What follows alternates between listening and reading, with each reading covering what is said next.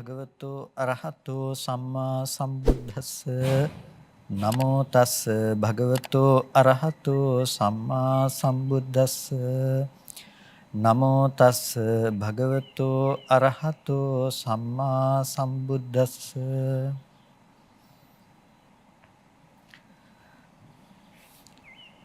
ශ්‍රද්ධා සම්පන්න කාරුණික පින්නතුනි, ඉතින් අද දවසේදීත් අපේ සාකච්ඡාවට බඳුන් වෙන්නේ සංගීති සූත්‍රය. සංගීති සූත්‍රය එදා දේශනා කරන්නෙම සමගිව සංගායනා කළ යුතුයි, මා විවදත විවාදයට නොපමිණිය යුතුයි කියන ස්ථාවරත්වයේ ඉඳලා ධර්මසේනාධිපතීන් වහන්සේ විසින් ඉතින් ඒ සංගීති සූත්‍රය තුල සමස්ත බුද්ධ ශාසනයම ඇතුළත් කරලා තියනවා කිව්වොත් ඒක නිවැරදි. විවිධ පරයයන්ගෙන් විවිධ ධර්ම කාරණා පිළිබඳව එහිදී පැහැදිලි කිරීමකට විවරණය කිරීමකට ලක් කරනවා. ගණන වශයෙන් ඒකක වශයෙන් දක්වලා ඊට පස්සේ කොටස් දෙකේ කාරණා විදිහට විග්‍රහ කරගෙන එන කොටස් ටික තමයි අපි පැහැදිලි කරගන්නට යෙදෙන්නේ. එහිදී අපි මුලින්ම තේරුම් ගත්තා ආපත්‍ති කුසලතාච ආපත්‍ති වට්ඨාන කුසලතාච කියන කාරණාව පසුගිය සාකච්ඡාව තුළ. ඉතින් අද දවසේදී අපිට තියෙනවා සමාපatti කුසලතාවයේ පිළිබඳව දැනගන්නට, ඒ වගේම සමාපatti වට්ඨාන කුසලතාවයේ පිළිබඳව දැනගන්නට. සමාපatti කුසලතාවය කියලා කියන්නේ සමාපත්තීන්ට සමවැදීම පිණිස පවත්නා කුසලතාවය.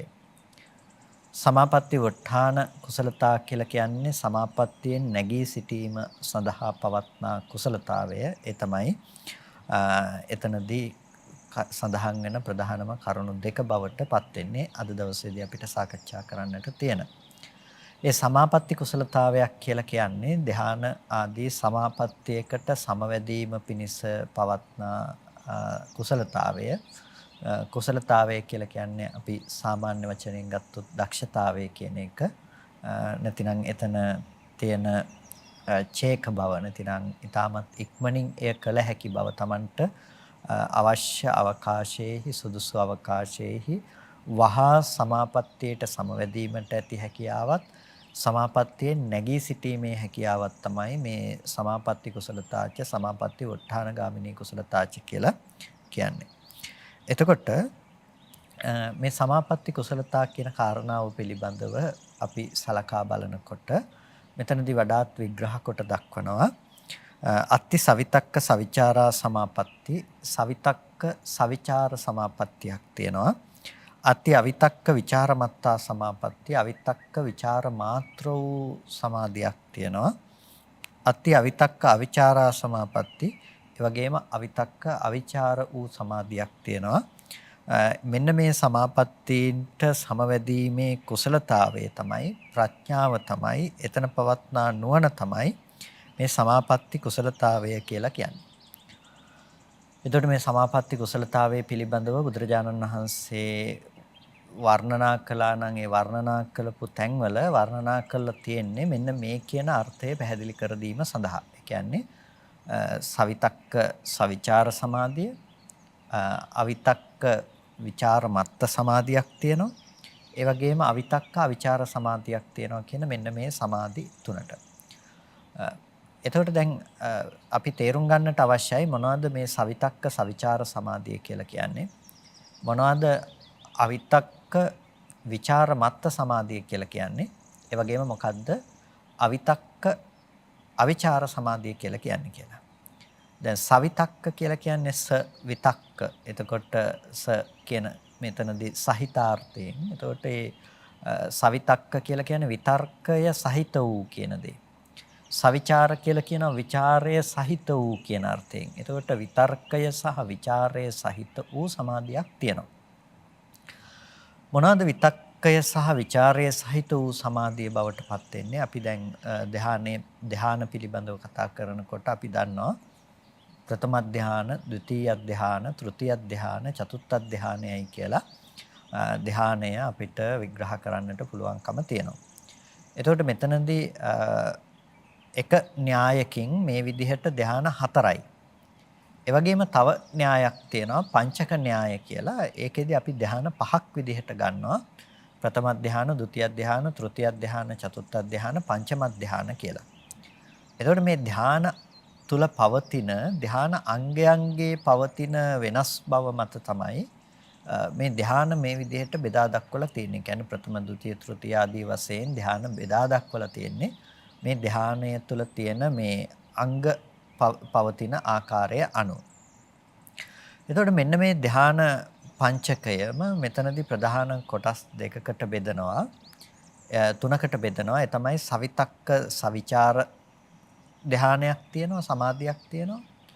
ඒ වගේම අවිතක්කයි විතර්කයක් නැහැ. නමුත් විචාර මාත්‍රයක් තියෙනවා. එබඳු සමාධියක් තියෙනවා. ඒ වගේම අවිතක්ක විචාර සමාධියක් තියෙනවා. මේ විදිහට සමාධිය කොටස් තුනකට බෙදා දක්වනවා. සවිතක්ක සවිචාර කියලා කියන්නේ විතර්ක සහිත වූ විචාරය සහිත වූ සමාධියක් තියෙනවා. බුදුරජාණන් වහන්සේ බොහෝ දේශනා තුලදී මේ සමාධිය පිළිබඳව විග්‍රහ කරලා තියෙනවා. දැන් විතක්ක විචාර පීති සුඛ ඒකග්ගතා කියන මේ ටික තමයි ධ්‍යාන අංග ලෙස දේශනා කරලා තියෙන්නේ. එතකොට විවිච්ඡේව කාමේහි විවිච්ඡ අකුසලේහි ධම්මේහි සවිතක්කං සවිචාරං විවේකජං පීති සුඛං පඨමඥානං උපසම්පජ්ජ විහෙරති. එතකොට විවිච්ඡේව කාමේහි ඒ කාමයන්ගෙන් වෙන්වම විවිච්ඡ අකුසලේහි ඒ අකුසල ධර්මයන්ගෙන් වෙන්ව ලබන ධානයක් තියෙනවා. සවිතක්කං ඒ ධානය විතර්ක සහිතයි. සවිචාරං ඒක විචාර සහිතයි. ඒ වගේම පීති සුඛං ප්‍රීතිය සහ සැපය කියන කරුණ එතනදී පවතිනවා. ප්‍රථම ධානයේ උපදවාගෙන වාසය කරනවා. එතකොට විවේකයෙන් උපන් විවේකජ වුණ ප්‍රීතිය හා සැපය ඇති ප්‍රථම ධානයේ උපදවගෙන වාසය කරනවා. මේ තමයි ප්‍රථම ධානයේ පිළිබඳව බහුල ලෙස ලබා දෙනු ලබන නිර්වචනයේ බවට පත් වෙන්නේ. එතකොට එතනදී කියන පළවෙනි කාරණා ටික තමයි විවිච්ඡේව කාමයේ. යම් කිසි කෙනෙකුට ප්‍රථම ධානයක් තියෙනවා නම් ඒ ප්‍රථම ධානය තියනවා කියලා කියන්නේ ඒ අවස්ථාවවලදී කාමයන්ගෙන් වෙන් වූ මනසක් යාට තියනවා කියන එක. කාමයෙන් වෙන් වූ මනසක් කියලා කියන්නේ රූපකාම, ශබ්දකාම, ගන්ධකාම, රසකාම, පොට්ටබ්බකාම ආදී වශයෙන් මේ රූපාදී නිමිතිවල පවතින කාමය. ඒ කියන්නේ අපි කියන්නේ රාගය කියලා. අන්න ඒ මට්ටමින් නැගෙන කාමය ඒ කෙනාගේ ප්‍රහීන භාවයට පත් වෙලා තියෙනවා. තදංග වශයෙන් යාට ඒ විස්කම්බන වශයෙන් එතනදී ඒ ධානයේ උපදවීමේදී ඒ කාමය කියන දේ ප්‍රහීන වෙලා තියෙනවා. ඒ නිසා තමයි විවිච්ඡේව කාමේහි කියලා කිව්වේ. කාමයන්ගෙන් වෙන්වම විවිච්ඡ කියලා කියනවා වෙන් වෙනවා කියන එක. එතකොට යම් කිසි කෙනෙක් ප්‍රථම ධානයේ උපදව ගන්නවා නම් ඒ ප්‍රථම ධානයේ උපදව ගන්න තැනත්තාට කාමාදී විතර්කයන්ගේ පැවැත්මක් සිද්ධ වෙන්නේ නැහැ. එතකොට කාමාදී විතර්කයන්ගේ පැවැත්මක් සිද්ධ වෙන්නේ නැහැ කියනකොට අපිට ධානයේ එතනදී හොඳටම හඳුනා ගන්නට පුළුවන් මේ නෙක්ඛම්මයට බර වුණ මානසික තත්වයක් කියන එක. මොකද ඒ විදිහට මේ ගැන පැහැදිලි කරන්නට හිතුනේ ගොඩක් වෙලාවට වර්තමානයේ තුල මේ ධාන පුරනවා කියලා ධාන වඩනවා කියලා අද මේ ධාන ශ්‍රාවකයාට ධාන ලබා දීමක් සිද්ධ කරනවා. ඇතැම්මයි විසින් ශ්‍රාවකයාට ධාන ලබා දීමක් කරනවා. ඔබට මෙන්න මේ වගේ තත්වයක් ඇති වෙයි, මේ වගේ මානසික ලක්ෂණ ටිකක් තියෙන්නේ ඔබට ධාන උපදවා ගැනීමේදී කියලා. ඒක අහගෙන ඉන්න මිනිස්සුන්ට දැන් ඔබ ප්‍රථම ධානයේ කියලා අර සාමාන්‍යයෙන් හිතක් එකඟ කරනකොට ඇති වෙන ලක්ෂණ ටිකක් තියෙනවානේ. අන්න ඒ ලක්ෂණ ටික ධානයකට ආදේශ කරලා, ඒ කියන්නේ මේ ධානයකටපත් වෙන්න පෙර තියෙන ලක්ෂණ ටික ධානයකට ආදේශ කරලා ඒක ඔබට දැන් ප්‍රථම ධානයේ තියනවා කියලා අර ශ්‍රාවකයාට එහෙමත් නැතිනම් භාවනා වැඩසටහනකට සම්බන්ධ වෙන අයට ආදේශ කොට දක්වනවා.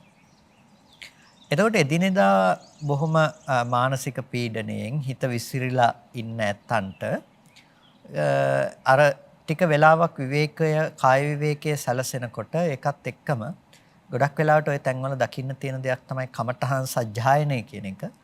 එතකොට ඒ කියන්නේ අර තාලෙකට මේක සජ්ජායනා කරනවා අය. එතකොට එක්කෙනෙක් සජ්ජායනා කරන එක අහගෙන ඉන්න පුළුවන්කම තියෙනවා. එතකොට අර ඒ විදිහට එක ස්වරයකින් ඒක අපි අහගෙන ඉන්නකොට ඒකත් එක්කම අපේ හිත යනවා අපේ හිත ටිකෙන් ටික එකඟ වෙන්න පටන් ගන්නවා. එකඟ වෙනකොට අර ඇති වෙන ලක්ෂණ ටිකට අපිට කල්ැතුවම අපේ ඔළුවට දාලා තියෙනවා මේ මට්ටම තමයි ප්‍රථම ධානය කියලා. මේ මට්ටම තමයි ဒုတိ ය ධානය කියන්නේ කියලා. එතකොට අර භාවනාවට යන කෙනාට ඒක ටිකක් අලුත් අත්දැකීමක් බවට පත් වෙනවා. එතකොට මේ අලුත් අත්දැකීමක් බවට ඒකපත් වෙනකොට කල්පනා කරනවා හරි මම දැන් ප්‍රථම ධානය ලබා ගත්තා. මම දැන් ඉන්නේ ප්‍රථම ධානයේ තුල කියලා කල්පනා කරනවා. ඒ විදිහට ධානය ලබා ගත්තා කියලා හිතාගෙන දැන් gedara dora අවශ්‍ය සියලුම කටයුතු කරනවා. හැබැයි ඔහු ප්‍රථම ධානලාභී. ඉතින් ඇතම් වෙලාවට මේ ස්වාමින්වහන්සේලා ළඟටත් ඇවිල්ලා කියනවා මම චතුත්ථ ධානලාභී කියලා. ඇතම් ඇත්තෝ මේ විදේශ රටවල එහෙම බොහෝ කොට මේ මෙවඳු අවස්ථාවන් වලට අපි මුහුණ දීලා තියෙනවා. නමුත් ඇත්තටම ඒ බඳු වූ මනෝභාවයක් ඔවුන් තුළ ඇත්තේ නැහැ. ඒ බඳු මානසික සංයමයක් ඔවුන් තුළ ඇත්තේ නැහැ. හැබැයි ඔවුන් ධානලාභීන් ලෙස පිළින කරනවා. ඒ තමයි ඔවුන් ඇති කරගත්ත මෝහය. එහෙම නැතිනම් ඔවුන් ඇති කරගත්ත අවිද්‍යාවේ මූලය බවට පත් වෙන්නේ. නිසා ධාන කියලා කියනකොට අපි තේරුම් ගන්නට අවශ්‍යයි. ඒක සාමාන්‍යයෙන් අපේ එදිනෙදා කෙලෙස් සහිත හිතක් තියාගෙන ලබා ගන්නට පුළුවන් දෙයක් නෙමෙයි කියන එක. ඒ කියන්නේ දැන් කාමයයි කෙලෙසුයි එක ළඟ තියාගෙන ඉන්න පුළුවන් කමක් නැත්තේ නෑ. කාමය කියලා කියන්නේ එකක්, කෙලෙස් කියන්නේ තවත් එකක්. ඒ කියන්නේ කාමයේ තියෙනකොට කාමයයි කෙලෙසයයි ධානයයි එක ළඟ තියාගන්න පුළුවන් කමක් නෑ. එතකොට කෙනෙකුට කාමයේ නැතිනම් කෙලෙස් ටික කියලා කියන්නේ එකක්, ධානය කියලා කියන්නේ තවත් එකක්. යම් තැනක ධානයේ තියෙනවා නම් එතන කාමයේ තියෙන්න පුළුවන් කමක් නැහැ. නිසයි විවිච්ඡේව කාමේහි කියලා කිව්වේ. එතකොට කාමයන්ගෙන් වෙන්ව ඒ ලබන ප්‍රථම ධානය කියන දේ, කාමයන්ගෙන් වෙන්ව ලබන ප්‍රථම ධානය කියන එක උපදෝගත්ත කෙනාට සාමාන්‍යයෙන් රූප දිහා බලලා එයා ලස්සන රූප දැක්කහම එයා සතුටටපත් වෙනකම, හොඳ ගඳ සුවඳ ආග්‍රහණය කිරීම තුළ සතුටටපත් වෙනකම, ඒවත් එක්ක ගනුදෙනු කරමින් ඒවත් එක්ක ඇලී වාසය කරනකම ඔවුන්ගේ ඇත්තේ නෑ. මොකද ඔවුන් හැම වෙලාවකදීම අර ධානයේ තුල ඒ මට්ටම ඒ භූමිය තුල වාසය කරන අය. ඒකට යම් වෙලාවක ඒ ධානය පවතින්නේ නැති වුණොත් තමයි ඒ කෙනාට ඒ කාමාදී දේවල් පිළිබඳව තෘෂ්ණාව බැසගෙන ඒ දේවල් ඇසුරු කරන්නට පුළුවන්කම තියෙන්නේ. දැන් මරණාසන්න මොහොතේදී වුණත් ඒ පුද්ගලයාට කාම විතර්කයක් අරමුණු කරගෙන ප්‍රතිසන්දි වශයෙන් යන්නේ නැහැ නේ. ධානය කියන කෙනාට කාමාවචර සිතක් මුල් කරගෙන ප්‍රතිසන්දිය පිණිස යන්නේ නැහැ. එයා රූපාවචර ධානයක් නම් උපදෝගෙන ඉන්නේ. එයා රූප භූමියේ ජීවත් වෙන කෙනෙක්. එයා ඒ අචරිත්තඥානීව එහෙම නැතිනම් අත්නහැරියා වූ ධානය ඇතුව කලුරිය කළොත් එයා උපදින්නේ රූපාවචර ලෝකයක. මොකද එතන කාමයේ කියන දෙයට ඉඩක් එයාගේ මනස තුල එයා පවත්තලා නැහැ. ඒ තමයි ප්‍රථම ධානයේ උපදෝගත්තත් කෙනෙකුගේ තියෙන ලක්ෂණේ බවට පත් වෙන්නේ. ඇතැම් සූත්‍ර දේශනාවල දකින්නට පුළුවන්කම තියෙනවා. දැන් ဒုတိ ය ධානයේ උපදවන කෙනා කාමය කියන එක මේ කාම සංඥාවන් කියන එක ප්‍රථම ධානයේට ආසන්නයි කියලා දකිනවා. ප්‍රථම ධානය උපදවගත්ත කෙනා මොකද දකින්නේ? එයා දකිනවා ඒකේ තියෙන ආදීනවයක් හැටියට මේක බොහොම ඉක්මනට පිරිහිලා යන්න පුළුවන්. මේක ඊටාම ඉක්මනට පරිහානියටපත් වෙන්න පුළුවන්. ඒ නිසා බොහොම ඉක්මනට පරිහානියටපත් වෙන්න පුළුවන් කියන එක සලකා බලා ඔහු විසින් කරන දේ තමයි වැඩි වීරිය වඩනවා ဒုတိ ය ධානය උපදව ගැනීම පිණිස. මොකද ප්‍රථම ධානයේ කාම විතර්කයන්ට කිට්ටු නිසා. එතකොට මෙන්න මේ තැන් පෙන්වමින් උද්දෘත කරමින් ඇතැම් අය මතු කරන්නට උත්සාහවත් වෙනවා මේ තියෙන ප්‍රථම ධානයේ තිබ්බත් කාම විතර්ක තියෙනවා කියලා. නෑ, ප්‍රථම ධානය පිරිහිලා අපිට වැටෙන්න පුළුවන්කම තියෙනවා බොහොම ඉක්මනට අර කාම විතර්කයට. නැතිනම් කාම සංඥා ඇසුරු වෙන තැනට කෙනෙක් ඉක්මනට බොහොම වේගෙන්පත් වෙන්න පුළුවන්කම තියෙනවා. අන්නේ පුළුවන්කම තියෙන නිසා ඒකේ ආදීනවයක් එක.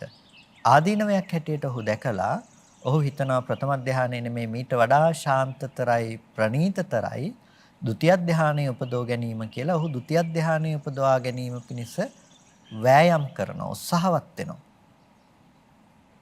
ඒකෙන් කියන්නේ කාමයයි ප්‍රථම ධානයයි දෙකම එකට තිබ්බා කියලා නෙමෙයි.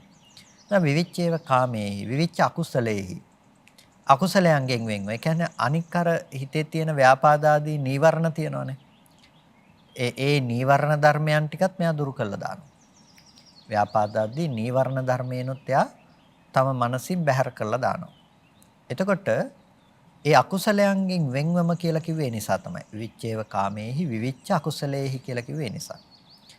එතකොට ඒ විදිහට සවිතක්ක සවිචාර විතර්ක සහිතයි විචාර සහිතයි. විතර්කණය කියලා කියන්නේ අපි රළු විදිහට කල්පනා කරලා බැලුවොත් එහෙම අපි හිතනවා. යම් කිසි අරමුණක් අපි ග්‍රහණය කරගන්නවා. ඒ කියන්නේ ඒ ගැන අපි ස්මතු කරලා ගන්නවා. විචාරය කියලා කියන්නේ අරමුණ තුළ අපි හොඳට හැසිරෙනවා කියන එක. විතර්කය කියලා කියන්නේ අරමුණ ග්‍රහණය කරගන්නවා කියන එක. විචාරය කියලා කියන්නේ ඒ ග්‍රහණය කරගත්ත අරමුණ තුළ හොඳට සැරිසරනවා කියන එක. දැන් අපි දැන් දකුණත හුරු කෙනෙක් වමතින් යම් කිසි භාජනයක් අරගෙන ඒක දකුණතින් හොඳට අතුල්ලනවා පිරිමදිනවා වගේ තමයි මේ විතක්කේ සහ ਵਿਚාරය කියන්නේ. අර වමතින් දැඩිව අල්ලගත්තා වගේ තමයි අපි විතර්කයේහි ලක්ෂණේ තේරුම් ගන්නට ඕනේ. ඒකෙන් කරන්නේ අරමුණක් දැඩිව අල්ලගන්න එක. ਵਿਚාරය කියලා කියන්නේ ඒ අරමුණේ හැසිරෙන එක. එතකොට අපි තේරුම් ගන්නට අවශ්‍යයි මේ විතර්කයේහි ස්වභාවය මොකද්ද ਵਿਚාරයේහි ස්වභාවය මොකද්ද කියලා මෙතනදී. විතර්කයේ බවටපත් උනේ අරමුණක් දැඩිව ග්‍රහණය කර ගැනීම. විචාරයේ බවටපත් උනේ එතනදී ඒ අරමුණෙහි දැඩිව හැසිරීම කියන එක. එතකොට උදාහරණයක් හැටියට අපි කිව්වේ යම් කිසි විදිහකින් යම් භාජනයක් වම් අතින් දැඩිව අල්ලගෙන දකුණු අතින් පිරිමදිනවා. එතකොට ඒ අල්ලගත්ත භාජනයේ දකුණු අතින් පිරිමදිනකොට අර අල්ලා ගැනීම වගේ තමයි විතර්කය කියලා කියන්නේ. ඒ පිරිමැදීම වගේ තමයි ਵਿਚාරය කියලා කියන්නේ. ඒ වගේ තමයි යම්කිසි අරමුණක් අපි දැඩිව හාත්පස ග්‍රහණය කරලා අල්ලගෙන තියාගන්නේ අරමුණක් පවත්වන්නේ විතර්කයේ තුල. ඒ පවත්වන අරමුණ තුල නැවත නැවත හැසිරීම කියන එක තමයි ਵਿਚාරයෙන් සිද්ධ කරන්නේ. ඒ පිළිබඳව හැසිරීම ਵਿਚාරයෙන් සිද්ධ වෙනවා. විතර්කය ਵਿਚාරය. එතකොට මෙන්න මේ විතර්ක කිරීම සහ විචාර කිරීම කියන කාරණාවෙන් යුක්ත උන ධානයක් තමයි ප්‍රථම ධානය කියලා තියෙන්නේ. ඒකයි ඒක කාම සංඥාවන්ට ළඟ. අරමුණු විතර්කණය කරනවා. ඒ අරමුණු වල නැවත නැවත මනසින් හැසිරෙනවා. ඒක තමයි විතර්කය සහ ਵਿਚාරය. එතකොට යම් තැනක විතක්කය තියෙනවා නම් යම් තැනක ਵਿਚාරය තියෙනවා නම් ඒ අරමුණෙහි හැසිරීම කියන දේ එක්ක එයා නැවත නැවතත් ඒ අරමුණටම නැවත නැඹුරු වෙලා ඒ තුල පිහිටා සිටිනවා. කාම සහගත සංඥාවන් තුලත් විතක්ක ਵਿਚාර ධර්මයන් තියෙන නිසා එයා බොහොම ඉක්මනට අර ඒකෙන් පරිහානියටපත් වෙලා අතනට පත්වන්නට පුළුවන්කම තියෙනවා. ඊටමත් ඉක්මනට ඒ ධානයේ පරිහානියට පත්වන්නට පුළුවන්කම තියෙනවා. එතකොට මේ විතක්ක ਵਿਚාර පීති සුඛ ඒකග්ගතා කියන මේ ධාන ලක්ෂණ දිහා බලනකොට මේක දැන් කාමාවචර කුසලයක් කළත් ඔහුටත් මේ ධාන අංග පහ යෙදෙනවා ඒ හිතේ. ඒ කුසල් සිතේ පංචාංගිකං ඥානං හෝති කියලා කියන පංචාංගික වුණ ධාන ලක්ෂණ දකින්න පුළුවන්කම තියෙනවා. කාමාවචර කුසල් සිතක උනත් මේ පංචාංගික ඥාන ලක්ෂණ දකින්න පුළුවන්. විතක්ක ਵਿਚාර පීති සුඛ ඒකග්ගතා කියන ටික අපිට දකින්න පුළුවන්කම තියෙනවා. හැබැයි එකෙන් කියන්නේ ඒක රූපාවචර ප්‍රථම ධාන සිත කියලා.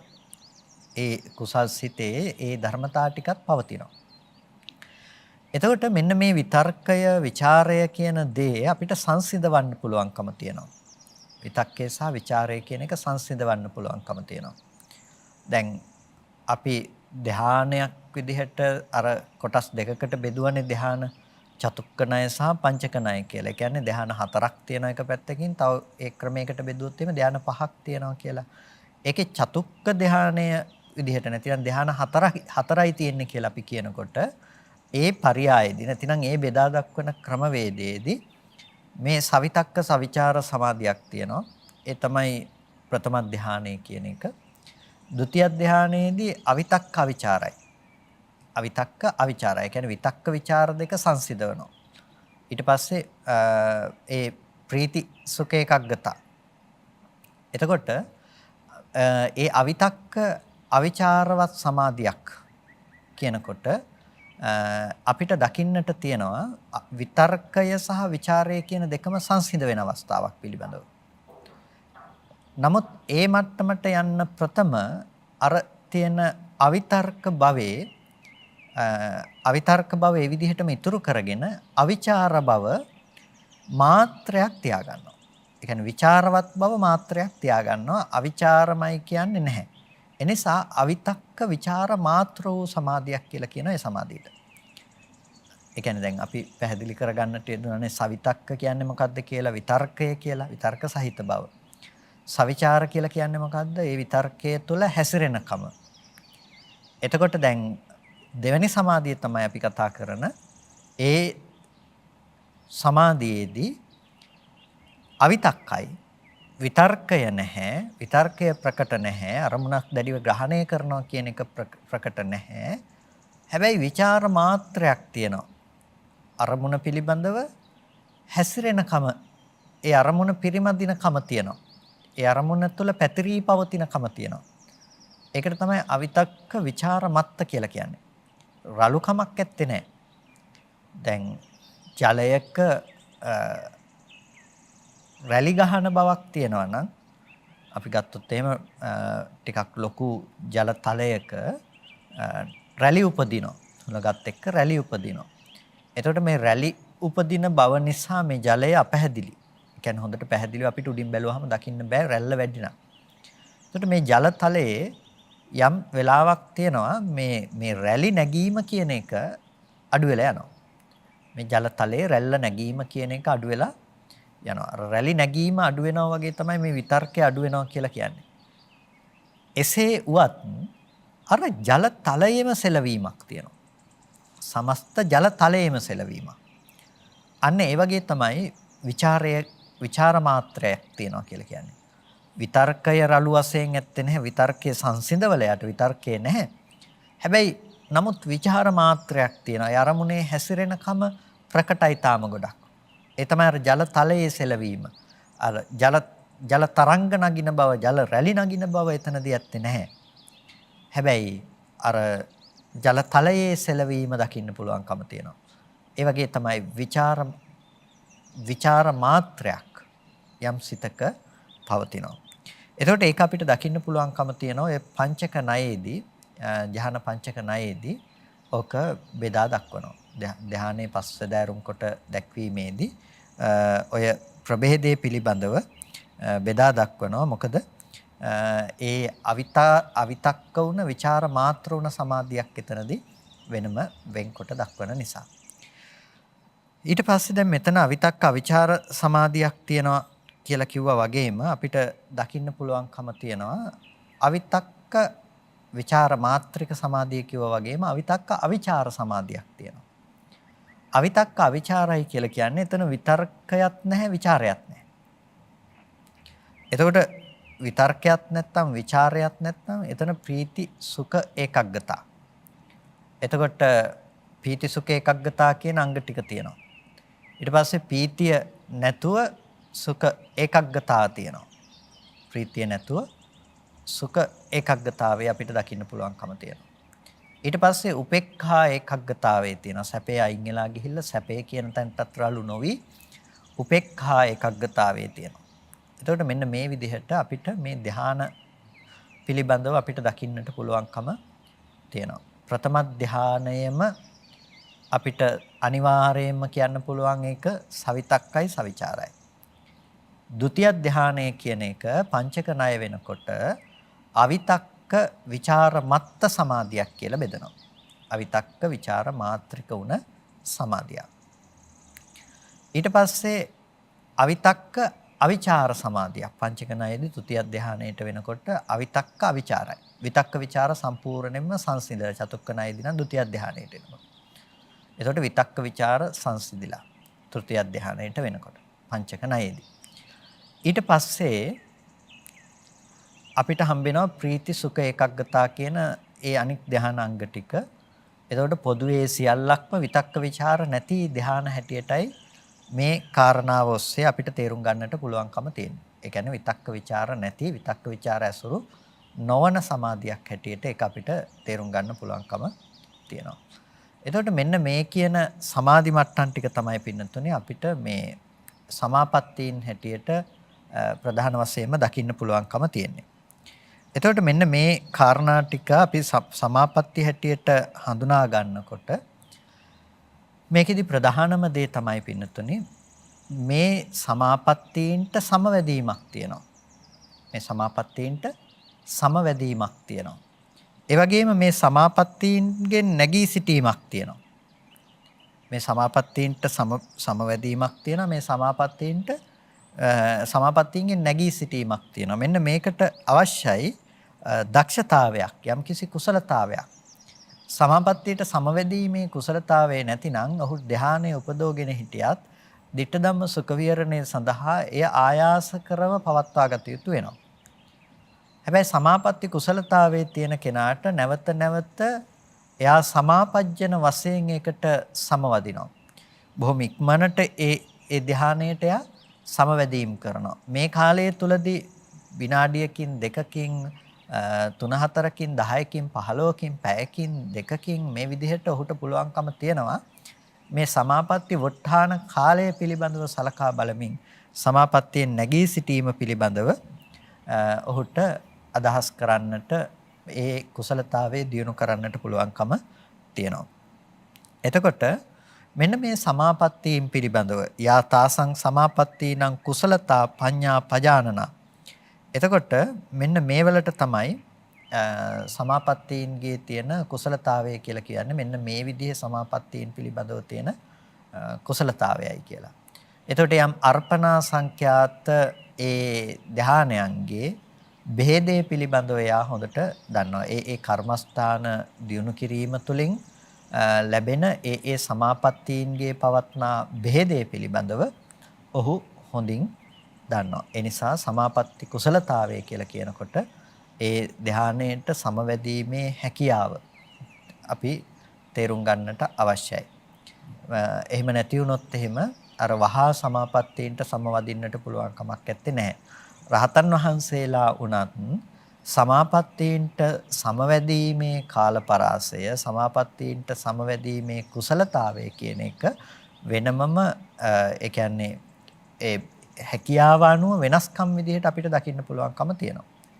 අර එක තෙරුන් වහන්සේ නමකට උපස්ථානයේ පිණිස අනික් තෙරුන් වහන්සේලා රැස් වෙන වෙලාවකදී එක නාගරාජයෙක් ඒ තෙරුන් වහන්සේට වන්දනා කිරීම පිණිස ආපු වෙලාවේදී ගුරුලෙක් මේ නාගරාජ්‍යව ග්‍රහණය කරගන්නට අල්ලගන්නට කියලා එනවා. මේ වෙලාවේදී තාමත් වේගයෙන් තෙරුන් වහන්සේ නමක් සමාපත්තියට සමවදිමින් අර ඒ අවස්ථාවේදී එතන කන්දක් මවලා බොහොම ඉක්මනින් අර නාගයාත් රැගෙන ඒ කන්ද ඇතුළට පිවිසුනා කියලා දැක්වෙනවා. ඒකට අනිත් තෙරුන් වහන්සේලා ප්‍රශංසා කරනවා අර තෙරුන් වහන්සේ නොහිටියානම් මේ උපස්ථානයට ආපු නාගයවත් රැක ගන්නට බැරි වුණ අඩුම තරමේ කියලා ඒකෙන් අපිට චෝදනා එනවායි කියලා උන්වහන්සේලා අර තෙරුන් වහන්සේට වර්ණනා කළා ප්‍රශංසා කළා කියලා දැක්වෙනවා.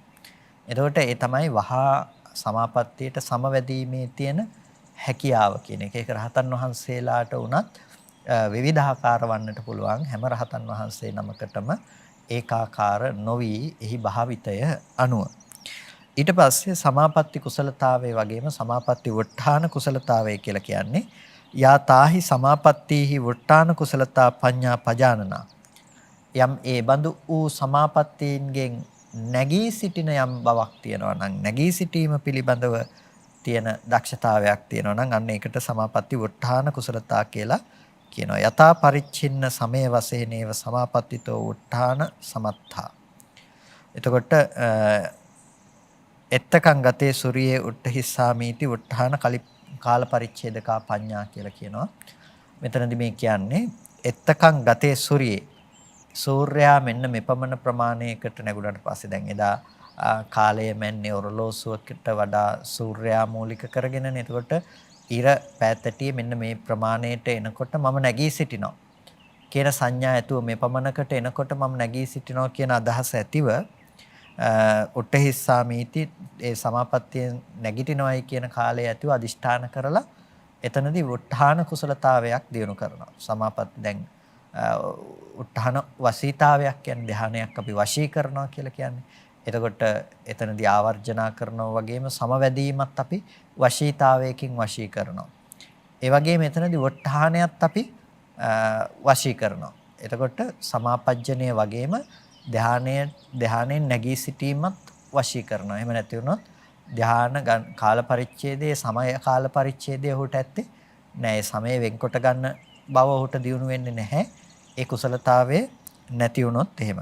ඒ නිසා සමාධිය දියුණු කරන කෙනෙකුට සමතේ වඩන කෙනෙකුට මෙන්න මේ සමාපatti කුසලතාවය සහ සමාපatti වට්ටහන කුසලතාවය කියන මේ කුසලතා දෙකම තියෙන්නට අවශ්‍යයි. මේ කුසලතා දෙකම තිබුණොත් තමයි එයාට පුළුවන්කම තියෙන්නේ නිවැරදිව ඒ සමතේ පරිභාවිත කරන්නට, ditta ධම්ම සුඛ විහරණය සඳහා වූ ඒ සමාපත්තීන් භාවිත කරන්නට පුළුවන්කම, පහසුවෙන් භාවිත කරන්නට පුළුවන්කම තියෙන්නේ. එනිසා යා හඳුනා ගන්නවා ප්‍රථම ධානය කියන්නේ මොකක්ද කියලා, ဒုတိ ය ධානය කියන්නේ මොකක්ද කියලා, තෘතිය ධානය මොකක්ද කියලා, චතුර්ථ ධානය, පංචම ධානය මොකක්ද කියලා යා හඳුනාගෙන තියෙනවා. ඉතින් ඔහුට අවශ්‍ය නම් ප්‍රථම ධානයට සංවදින්න පුළුවන්කම තියෙනවා. අවශ්‍ය නම් ဒုတိ ය ධානයට සංවදින්න පුළුවන්කම තියෙනවා. තෘතිය ධානයට, චතුර්ථ ධානයට, පංචම ධානයට ආදී ඒ ධානයට ඒ අවස්ථාවන්හිදී සමවැදීමේ හැකියාව තියෙනවා. නැත්තම් හිත තිබ්බ ගමන් එකපාරටම ගිහිල්ලා කිසිම දෙයක් නැතුව චතුත්ථ ධානයේ හැපී සිටිනවා කියන එකක් වෙන්නේ නෑ. එයාට ඒ මට්ටමට හිත නොපවත්තා එයාට පුළුවන්කම තියෙනවා ප්‍රථම ධානයේට සමාපත්තියට සංවැදී වාසය කරන්නට. එයින් නැගී සිට ဒုတိ ය ධානයේට සංවැදී වාසය කරන්නට. එයින් නැගී සිට තෘතිය ධානයේට, චතුත්ථ ධානයේට, පංචම ධානයේට සංවැදී වාසය කරන්නටත් පුළුවන්කම තියෙනවා. එතකොට දැන් මේ ධ්‍යාන බෙහෙදේ පිළිබඳව කතා කිරීමේදී කොතනකවත් අරූපාවචරාදී ධ්‍යාන කතාවන් කතා කළේ නැහැ. ඒකට හේතුව තමයි අවිතක්ක අවිචාර සමාධියක් කියනකොට අවිතක්කයි අවිචාරයි කියන මට්ටමේදී ඒ අනිකුත් ධ්‍යානත් ඇතුළත් වෙලා තියෙනවා නිකම්ම. මොකද ඒ පංචක ණය යටතේම ඒ අරූපාවචර ධ්‍යානත් සාකච්ඡා කරන්නට පුළුවන්කම තියෙන නිසා. ඒ නිසා එතන විතක්ක ਵਿਚාර කියන දේ නැහැ කියන එක නේ විතක්ක ਵਿਚාර කියලා කිව්වේ. ඒ නිසා සියලුම සමාපත්තීන් මෙතනදී ඇතුළත් වෙනවා මේ කොටස් තුනට සවිතක්ක සවිචාර, අවිතක්ක ਵਿਚාරමත්ත, අවිතක්ක අවිචාර සමාධි කියන මේ සමාධි ප්‍රභේදයන්ට. එතකොට මේ සමාපත්තීන්ට සමවැදීමේ කුසලතාවයේ තියෙන සමාපත්තීන්ට සමවැදී නැගී සිටීමේ හැකියාව තියෙන්නට අවශ්‍යයි. ඒක ධ්‍යාන වඩන කෙනෙකුට, කාය විවේකයේ සැලසෙන කෙනෙකුට එයාට පුළුවන්කම තියෙනවා ඒක දියුණු කරගන්නට ඒ මට්ටම් වලට. ඉතින් කල්පනා කරන්න අද දවසේදීත් මේ විදිහට මේ සාකච්ඡා මණ්ඩපය සඳහා ඔබ සම්බන්ධ වෙලා වටිනා කුසලයක් සිදු කරගන්නට යෙදුණා. මේ සියලුම කුසල ධර්මයන් අපි මේ වෙලාවේදී අනුමෝදන් කළ යුතු අයට අනුමෝදන් කරනවා. පළමුවෙන් අපට අර්ථයෙන් ධර්මයෙන් අනුශාසනා කළ අපේ ධර්මාචාර්ය අවසරයි මාංකඩවල සුදස්සන ස්වාමීන් වහන්සේටත් මාංකඩවල නන්දරත්න ස්වාමීන් වහන්සේටත් ස්වාමීන් වහන්සේලා දෙනමටම උතුම් නිවනින් සැනසීම පිණිස මේ කුසලය හේතු පාරමිතාවක්ම වේවා කියලා ප්‍රාර්ථනා කරනවා. ඒ වගේම මේ සියලුම කුසලය අපි විශේෂයෙන්ම සියලු දෙවියන්ට අනුමෝදන් කරනවා. සියලු සම්‍යක් දෘෂ්ටික ආදී දේවගණ සමූහයා මේ පිං සතුටින් සාදුනාදයෙන් අනුමෝදන් වන ලබත්වා දෙවියන්ටත් උතුම් නිවනින් සැනසීම පිණිස මේ කුසලය හේතු පාරමිතාවක්ම වේවා කියලා සාදු කියලා දෙවියන්ටත් පිං අනුමෝදන් කරන්න. මේ පින්නා සෑම සියලු දෙනා නමින්ම මිය පරලෝ ගිහිල්ලා එනම් සඳහන් කළ ඥාතීන් ඇතුළු යම් ඥාතිවරයෙක් වින් බලාපොරොත්තු වෙනවා නම් සෑම සියලු ඥාති වර්ගයාම මේ පින තමන් කළ පිනක් මෙන් සතුටින් සාදුනාදයෙන් අනුමෝදන් වනු ලබත්වා ඒ ඥාතීන්ට උතුම් නිවනින් සැනසීම පිණිස මේ කුසලය හේතු පාරමිතාවක්ම වේවා කියලා සාදු කියලා හැමදෙනාම පින් අනුමෝදන් කරන්න. ඔබ සෑම සියලු දෙනාට මේ උතුම් කුසලය නිදුක් නිරෝගී සුවපත් බව චිරජීවනයේ පිණිසම අමා මහ නිවනින් සැනසීම පිණිසම හේතු පාරමිතාවක්ම වේවා කියලා සාදු කියලා පින් අනුමෝදන් වන්න හැම දිනාටම තෙරුවන් සරණයි.